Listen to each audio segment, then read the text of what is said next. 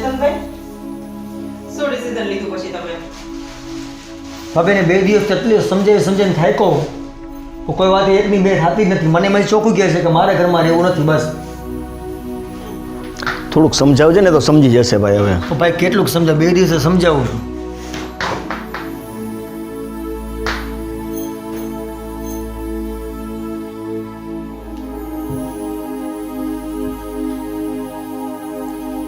નિકિતા, અત્યારમાં આ થેલો લઈને કઈ બાજુ જાસ?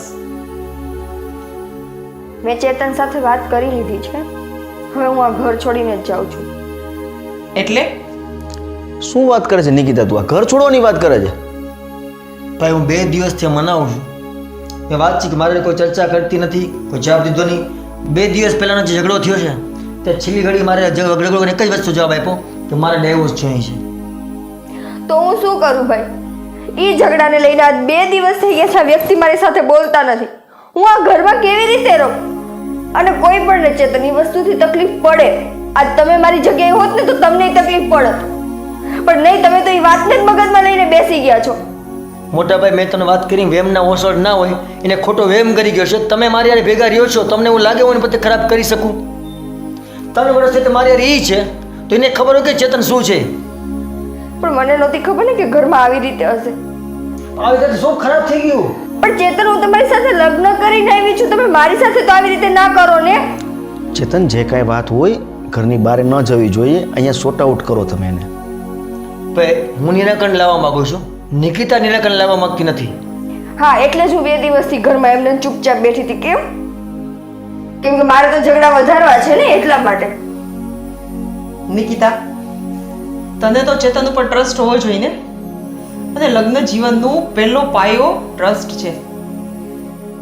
ભાભી, જ્યારે આપણા દુશ્મન થઈને બેઠા હોય ને ત્યારે કોઈ ઉપર વિશ્વાસ ન કરી શકાય. એટલે તું કેવા શું માંગે છે? હું જે કહેવા માંગુ છું એ બધાને ખબર છે.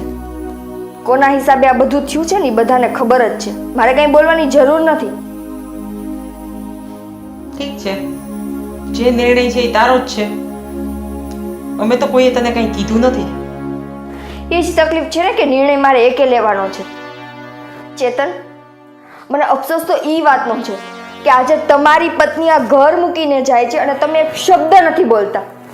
અને ઓલી જેની સાથે તમે એમ કહો છો કે તમારે કાંઈ લાગતું વળગતું નથી, છતાં એ વ્યક્તિ તો આ ઘરમાં રહેશે જ ને.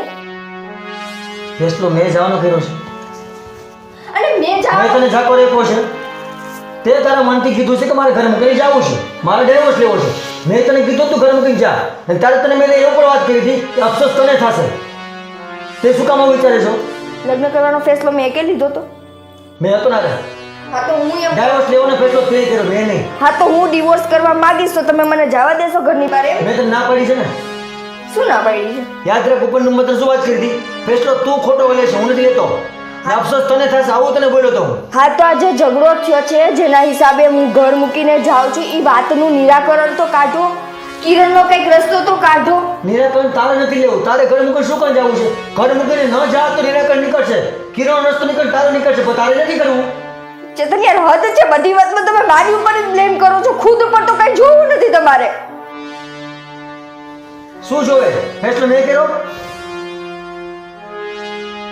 તો તમને હું ઘર મૂકીને જાઉં એમાં તકલીફ નથી પડતી ને? તકલીફ તને પડવી જોઈએ. 3 વર્ષના લવ મેરેજમાં તને તકલીફ પડવી જોઈએ. તે વિચાર્યું 3 વર્ષના લવનું કંઈ કે 2 દિવસના ખોટા ઘરના બીજાના લોચા લીધે તું મને મૂકીને જાશે? તે વિચાર્યું? હું એમ કહું છું કે બીજાના લોચાના લીધે આ બધી વસ્તુ થઈ છે તો એ બીજાનો કાંઈક રસ્તો કરો. તમે કેમ કોઈ કિરણનું કાંઈ નથી કરતા? બધા મારી ઉપર રડે. રસ્તા માટેનો તે ટાઈમ લીધો. 2 દિવસ મેં શોર્ટ તે ટાઈમમાં સીધો 2 દિવસ મારે ડાયવર્સ કરવું, હું જાઉં છું. એક જ કીધું મને. 2 દિવસ મેં શેના માટે ટાઈમ લીધો તો ચેતન? શેના માટે ટાઈમ લીધો તો? હું 2 દિવસ એક શબ્દ બોલ્યા વગરની ચૂપચાપ બેઠી હતી. મને એમ હતું કે તમે કાંઈક રસ્તો કરશો. ને હજુ તો મને યાદ રાખજે, અફસોસ તને થશે. જે તને મૂકીને તું જાશો ને એનો અફસોસ તને થશે.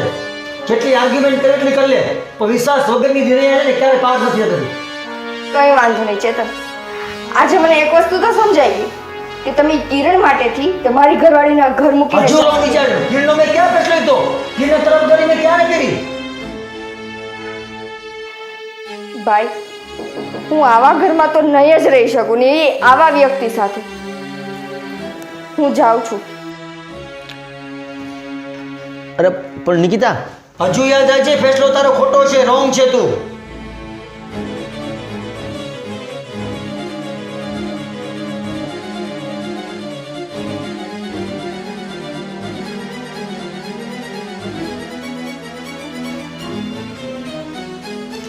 કાંઈ વાંધો નહીં ચેતનભાઈ, જવા દ્યો. આમ પણ મને નહોતું લાગતું કે ઈ તમારે લાયક હોય. સારું થયું કે આ ફેસલો બહુ ઝડપથી થઈ ગયો.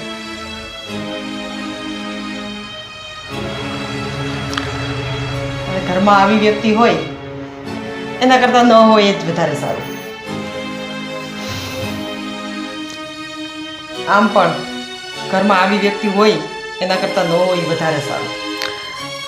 અરે ભાઈ એવું નથી, મગજ અત્યારે ગરમ હતો એનો અને આનો બંનેનો, એટલે આ ઝઘડો થયો છે. અને 2 દિવસ જવા દો, ઠંડો મગજ થઈ જશે ને આફુડી આવી જશે પાછી. ચેતન, આમ ન હોય મારો ભાઈ, થોડીક સમજાવજે, સમજી જશે એ. કેટલુંક સમજાવું? એ કાદું સમજાવવાની.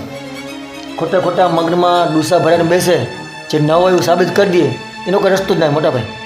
પણ એ બધા ભૂસા બહાર કાઢવાનું કામ કોનું હોય? આપણું.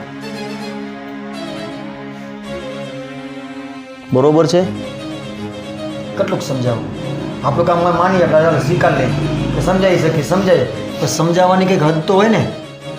હા સાચી વાત છે ચેતનભાઈ. હવે કઈ નાનકડી છોકરી નહોતી કે આપણે એને સમજાવવું પડે આટલું બધું. એને જ તમારા ઉપર વિશ્વાસ નથી તો પછી જવા દ્યો ને. 2-4 દિવસ જવા દો, બધું ઠંડુ પડી જશે એટલે સરખું થઈ જશે. અને હું જાઉં છું ઓફિસે, મારે થોડું લેટ થાય છે. અને તું છે ને નિકિતાને બનાવવાની કોશિશ કરજે, બરોબર છે? ઓકે.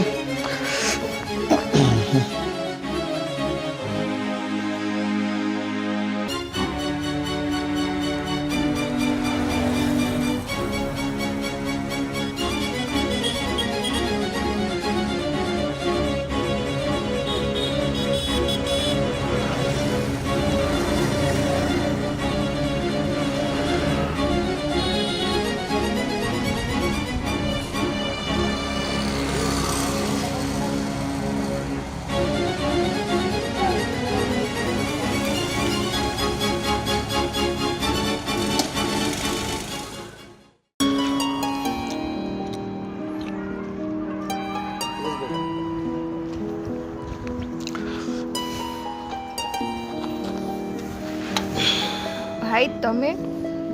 હા, મને ખબર જ હતી તું અહીંયા જઈશ. તમે ને ચેતન અહીંયા પહેલી વાર મળ્યા હતા ને? પણ ભાઈ તમારે અહીંયા નહોતું આવું. કેમ? તમને ખબર તો છે કે હું ઘરમાંથી કેવા હાલાતમાંથી નીકળી છું. એના માટે જ હું અહીંયા આવ્યો છું. એ જ સમજાવવા તને આવ્યો છું. તું ઘરની બહાર આવી રીતે નીકળી ગઈ તો આમાં હાર કોની થઈ? તારી કે કિરણની? તો હું શું કરું? હું કોના માટે ઘરમાં રહું? નિકિતા, તારે ઘર મૂકવાની જરૂર નથી. જો તું આ ઘરની વહુ છે અને તું જો આ ઘર છોડીને જતી રહીશ ને તો એ લોકોને જે જોઈ છે ને એ જળી જશે.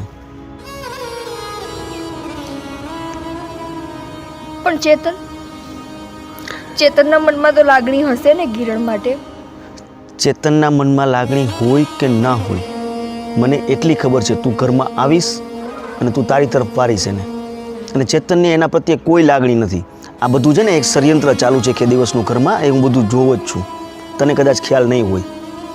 ચેતનને ખરેખર કિરણ માટે કંઈ નથી? હા, તે જે જોયેલું છે ને એ બધું ખોટું છે. ઘણીવાર હોય છે ને કે આપણે સગા કાને સાંભળેલું, ખરી નજરે જોયેલું એ પણ ખોટું હોય. બસ એવી રીતે તું જે જોવે છે, જે સાંભળે છે ને એ બધી વસ્તુ ખોટી છે. આની હકીકત પાછળ શું છે ને એ તને ખબર નથી કદાચ, એ બધી મને ખબર છે. એટલા માટે તો હું અહીંયા તારી પાસે આવ્યો છું. ભાઈ તમારી વાત ઉપરથી એક વાત તો મને સમજાઈ ગઈ કે જો ચેતનને કિરણ માટે લાગણી ના હોય ને તો કોઈક તો એવું છે કે જે મને ને ચેતનને હારે રહેવા નથી દેવા માંગતું. હા, હવે તે પોઈન્ટ પકડ્યો. હવે સમજીને? એટલે તું ઘરે પાછી આવે છે અને તારે ચેતન માટે લડવાનું છે. હું ચેતન માટે લડું કે ના લડું, પણ હું અમારા સંબંધને જરૂર બચાવી લઈશ. અને હા. જે લોકો અમારી વચ્ચે છે ને એને હું દૂર કરી દઈશ. હવે છે ને ભાઈ એક કામ કરો, તમે અહીંયા આવ્યા છો એ કોઈને ખબર તો નથી ને? ના, કોઈને ખ્યાલ નથી, ચેતનની નથી ખબર ને? કોઈને નહીં. તો હવે તમે ઘરે જતા રહ્યો અને હું મારી રીતે મારા સમયે ઘરે આવી જઈશ. ચાલો, સારું, ચાલો.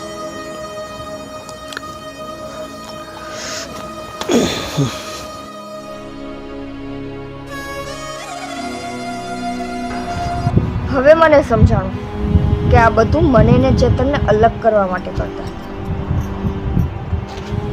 પણ એને શું લાગે છે કે હું આમ આટલી જલ્દી એનાથી અલગ થઈ જઈશ?